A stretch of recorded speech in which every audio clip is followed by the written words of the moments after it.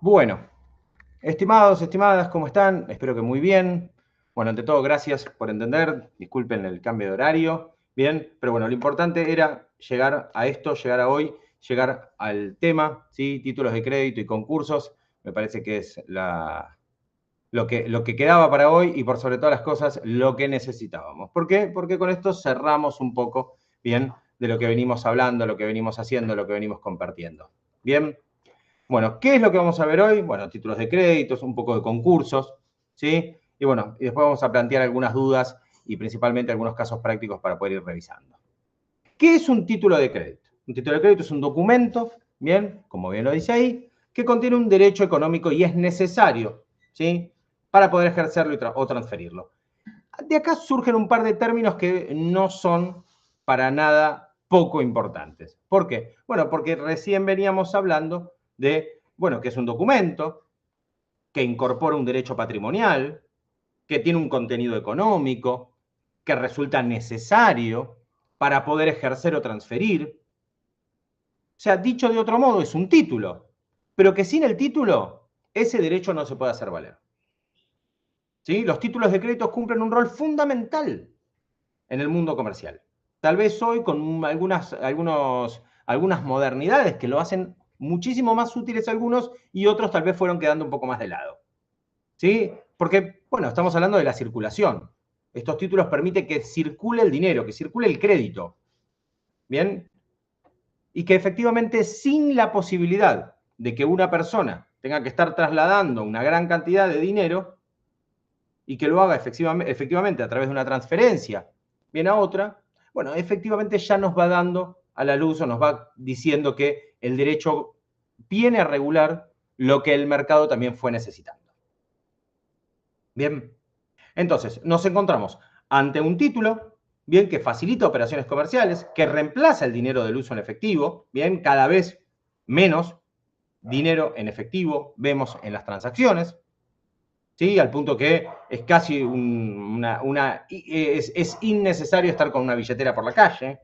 Bien, y esto además nos permite no solamente reemplazar el dinero en efectivo, sino también permite obtener un financiamiento de una manera mucho más simple, más fácil.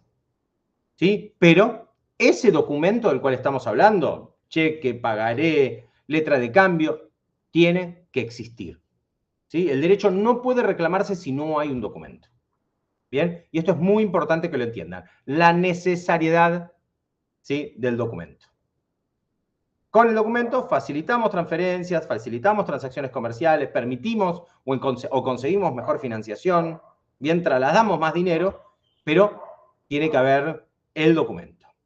Otra cosa que también es muy importante, bien, otra cosa que también es muy importante es entender que el documento sirve en la medida que sus principios básicos se den ahí. ¿Por qué? Porque por un lado vamos a hablar de la literalidad. Solamente vale lo que está ahí escrito. ¿Sí? Solamente vale lo que ahí está ahí escrito. La autonomía, ¿sí? Cada tenedor de ese documento, ¿sí?, cada uno que tiene ese documento, ¿sí?, tiene un derecho propio sobre el mismo. Más allá del nombre que diga, si el mismo está endosado del otro lado, por ejemplo, ¿sí?, el tenedor es el que tiene un derecho sobre él, el que lo tiene. Y la necesidad, lo veníamos hablando, es un documento que es necesario tenerlo para poder reclamarlo. Yo no puedo ir al banco y decirle, bueno, vengo a cobrar un cheque que no tengo, pero porque lo perdí. No. Sí, tengo que pedir que se emita un nuevo cheque, pero no puedo hacerlo si no tengo el documento. Y acá algo importante que viene con el derecho comercial principalmente, ¿sí?, que nos sirve, es que no depende del negocio original, el negocio que le dio origen. A mí me pagan por haber hecho un trabajo y me entregan un cheque, ¿sí? El cheque no dice gracias por el trabajo realizado. Yo no voy al banco y el banco me dice, che, buen trabajo. ¿Sí? El ejemplo absurdo, bien, va justamente a esto, a que tengan en cuenta que el cheque, ¿sí?, el documento que sea, en este caso estoy diciendo un cheque, bien, se abstrae totalmente del negocio original, se abstrae totalmente de lo que le dio origen. Bien, obviamente que esto cumple con, por ejemplo, la autonomía de la voluntad, de la cual hemos hablado. Bien, que hay un emisor, que este emisor del cheque o de este documento ha expresado su voluntad y ha decidido incorporar, bien, un derecho económico en un documento. ¿sí? Esa voluntad es libre, esa voluntad es, denota intención, denota discernimiento, denota libertad, denota, como decíamos recién, voluntad creadora. ¿Bien? Pero, como decíamos recién, también es abstrayéndonos en el documento, ¿sí? Abstrayéndonos con el documento de la causa que le dio origen. En ciertos casos, pero muy casos, sí se puede de alguna manera decir, bueno, pero el documento vale por lo que dice en él, más allá de lo que le dio origen. ¿Sí? Un ejemplo práctico, A emite un pagaré a favor de B por una compra, ¿sí? El B lo endosa y se lo da a C. C lo puede cobrar, incluso si entre A y B hay un conflicto, incluso si entre A y B no están conformes con el trabajo realizado y terminan hasta enjuiciados. Pero lo cierto es que cuando B se lo endosó a C, probablemente por una deuda o por un dinero que se debía o efectivamente por otra gestión, ¿sí? por otra operación, ¿sí? Queda totalmente apartado, queda totalmente separado, porque lo que estamos haciendo acá es circular dinero. Se está circulando el crédito. Y se abstrae de lo que le dio origen. Y vale por lo que literalmente está escrito en el mismo. Y es un documento autónomo. Bueno, todo lo que fuimos hablando recién. ¿Cuáles son los tipos de documentos de los cuales hacemos referencia cuando hablamos de título de crédito? Letra de cambio, pagaré, cheque electrónico, ¿sí? El e-check y la factura de crédito. Una empresa vende productos a crédito y recibe un pagaré como forma de pago. Antes del vencimiento, puede presentar ese pagaré en el banco para cobrar ese dinero y el banco le adelanta ese dinero. Le hace un descuento, ¿sí? Una comisión, por decirlo de alguna manera, que cobra el banco por esa intermediación anticipada. Y en este caso la empresa, que antes tenía el pagaré, recibe una liquidez, percibe un dinero que hasta el momento no lo tenía y lo puede realizar para reinvertirlo. ¿Por qué? Porque es antes de la fecha de vencimiento. Después de la fecha de vencimiento lo puede cobrar, sí, claro. Es cuando corresponde. En este caso que dábamos era el ejemplo de la ventaja de poder vender, entre comillas, el documento antes de la fecha. ¿Sí? Esto puede pasar con un pagaré, como también puede pasar con una factura. Bien, como ya hemos visto en otros casos. ¿Cuál es la ventaja? Que no necesita esperar al final o a la fecha final para el cobro. Lo puede hacer antes, obviamente con una retención, ¿sí? Con un descuento. Esto mejora el flujo del dinero aún más, porque hace que el dinero se mueva. Y efectivamente puedes ir comprando mercadería, pagando gastos, realizando, no sé, nuevas inversiones. Los títulos de crédito no solo documentan una deuda, ¿sí? Sino que también son los que permiten la financiación de una actividad comercial, la financiación de una actividad, bien, o de una operación que intenta, por ejemplo, ser reinvertida. Nos da seguridad, nos da rapidez. O bien nos da, como decíamos recién, seguridad y tranquilidad y confianza en que para la fecha tal yo voy a poder percibir el total de ese dinero. Hacemos un pequeño saltito y nos metemos con otro tema. Bien. También en la era comercial, ¿sí? Que es el concepto y la finalidad del concurso. El concurso preventivo es un proceso judicial a través del cual una persona, ¿sí? O una empresa no puede pagar regularmente sus deudas y está en estado de cesación de pagos. ¿Sí? ¿Qué significa que esté en estado de cesación de pagos? ¿Qué significa que no pueda, como decíamos recién, pagar regularmente? ¿Sí? Bueno, por eso justamente se hace este procedimiento, un procedimiento judicial en el cual la persona misma, ¿sí? Se nota insolvente, no puede cumplir con sus obligaciones de pago, está frente a una crisis económica que no es una crisis económica temporal, que no es de estos últimos días o de un mes, sino que ya hay una regularidad en sus deudas o en su crisis, y efectivamente intenta evitar, ¿sí? Intenta evitar que ese daño se haga aún mayor. Entonces, lo que se intenta a través de este proceso, a través de transparencia, a través de legalidad, es reorganizar la economía del deudor. Reorganizar su fuente de trabajo, teniendo en cuenta cuáles son los acreedores que tiene, y asegurar que exista un trato justo, ¿sí? E igualitario, obviamente por categorías, pero justo e igualitario, ¿sí? Para los acreedores.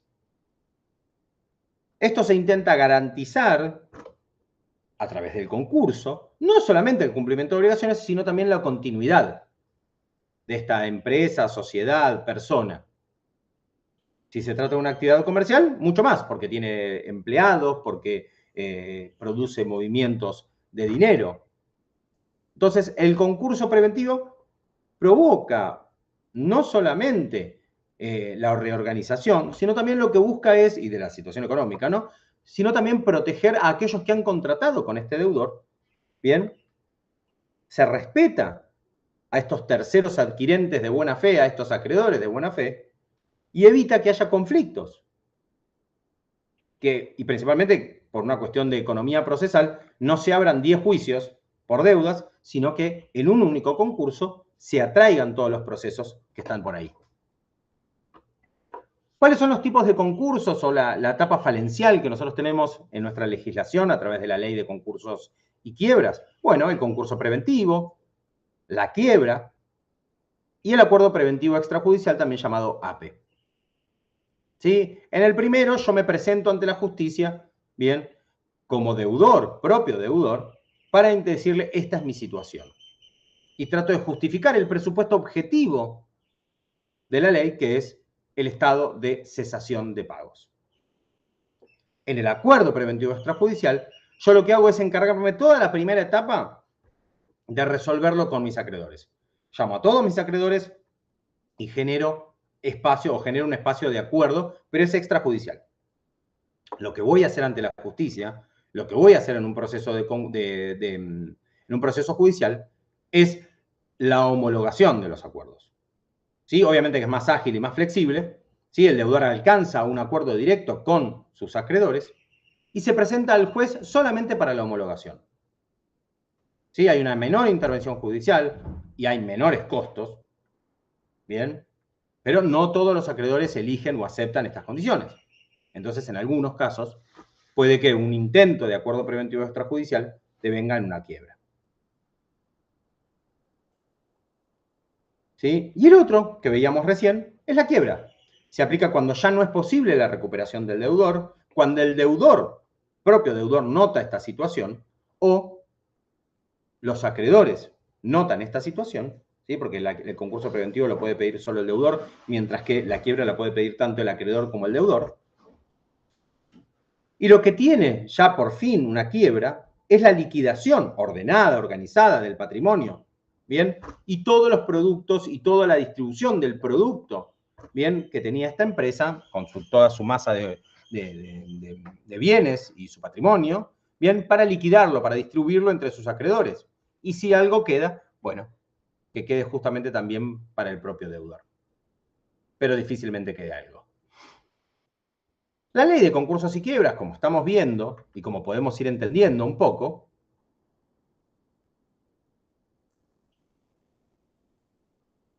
evita la destrucción innecesaria de un valor económico que podría generar en realidad la continuidad de la empresa, la continuidad de esta actividad económica. ¿Sí? Intenta proponer soluciones que beneficien a las partes, la continuidad de una actividad económica o productiva, la generación de puestos de empleo, una liquidación justa, equitativa, siempre que se pueda. Si nosotros entendemos el sistema concursal, nos permite analizar cómo el derecho va a actuar. Principalmente, cómo el derecho va a establecer herramientas, un poco lo que decíamos antes, para generar o la continuidad o la liquidación, para gestionar la crisis. Equilibrar intereses, organizar categorías de acreedores y justamente después el cumplimiento de estas obligaciones. ¿Cuáles son los principios generales en el proceso falencial? Bueno, los tenemos ahí. La universalidad, la igualdad, la conservación y el control judicial. Estos ahora los vamos a ir explicando un poquito mejor, porque la verdad es que cuando nosotros hablamos de universalidad del proceso, justamente lo que nos referimos a que el concurso alcanza a toda la totalidad del patrimonio del deudor y a todos los acreedores. Ninguno puede ejecutar individualmente al deudor una vez iniciado el proceso?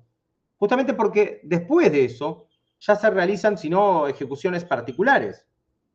Entonces se suspende todo tipo de ejecución particular. ¿Para garantizar qué? Que todos participen bajo las mismas condiciones, bajo las mismas reglas. Entonces estas mismas condiciones nos llevan al segundo principio, que es la igualdad de trato. Todos los acreedores reciben un trato proporcional y equitativo a la naturaleza de sus créditos, a la naturaleza de lo que se le debe. ¿Sí? Hay categorías más comunes u otras más privilegiadas. Dentro de las privilegiadas hay laborales, o hay fiscales, o hay reales, porque hay también deudas hipotecarias. ¿Sí? Si encuentran una palabra rara que dice quirografario, se refiere a acreedores comunes. ¿Sí? Y de esa manera se ordenan los pagos, se ordena la liquidación en el caso de una quiebra, se evita el favoritismo, se evitan los acuerdos privados, los acuerdos espurios, los acuerdos ocultos. Se le da transparencia a un sistema. La conservación de la empresa, cuando se puede, se procura la continuidad de la actividad productiva. ¿Por qué? Porque el cierre genera pérdidas mayores, genera que desaparezcan puestos de empleo, ¿sí?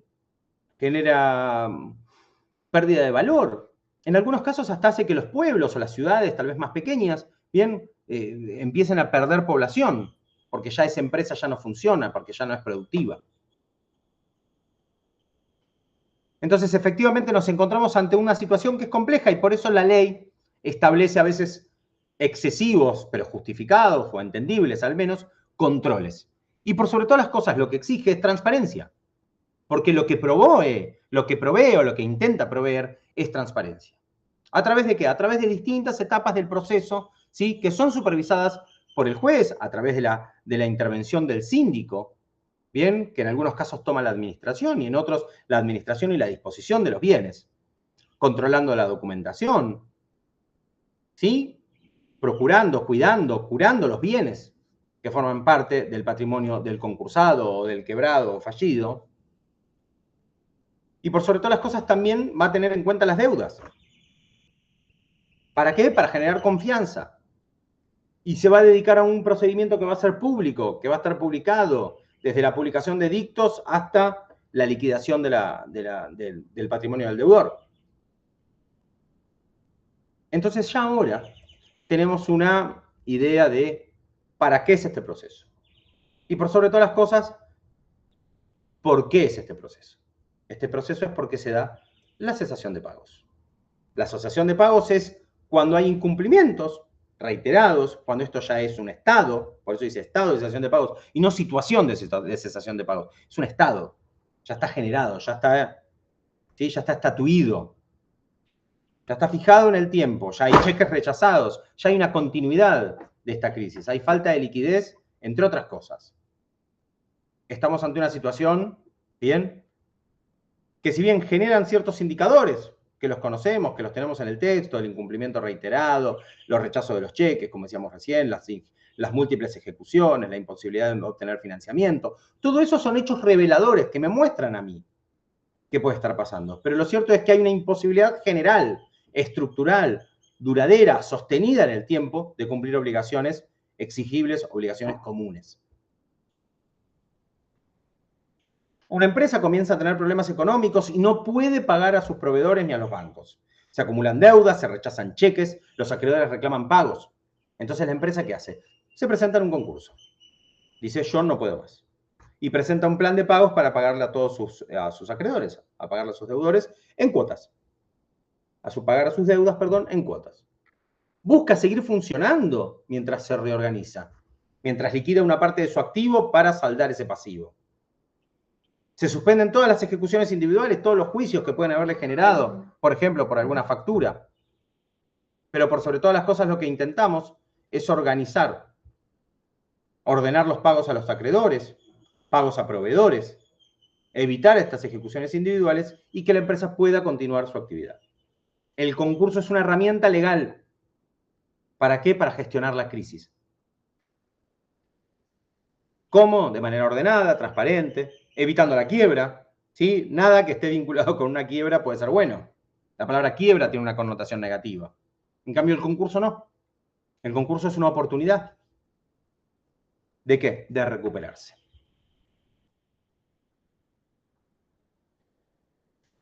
Para la situación, para la actividad o para la situación asincrónica que tenemos nosotros acá, les proponemos que puedan realizar cualquier duda, o mejor, ante cualquier duda, puedan presentar consultas.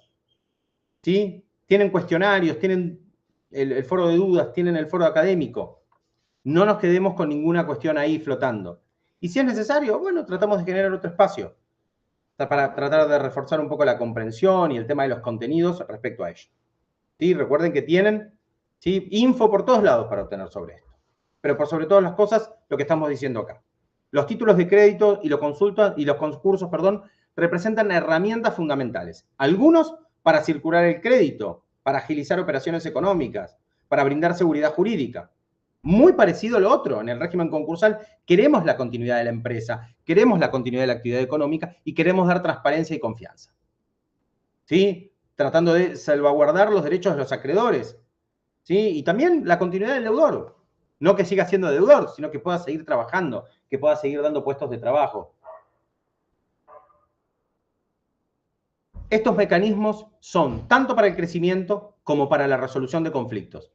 Son tanto para la continuidad de la actividad económica, de la actividad industrial, de los puestos de trabajo, como para la liquidación del activo, ¿sí?, con la finalidad de subsanar los pasivos. Y en el peor de los casos, una quiebra. Recuerden que tienen el foro de dudas, recuerden que tienen las sesiones, ¿sí?, que ya estamos terminando, y también el foro académico. ¿Sí? No se pierdan esa oportunidad de terminar de aclarar dudas, consultas con sus compañeros, compañeras y obviamente con el tutor. Que tengan una muy buena jornada. Muchísimas gracias y cualquier cosa estamos a disposición.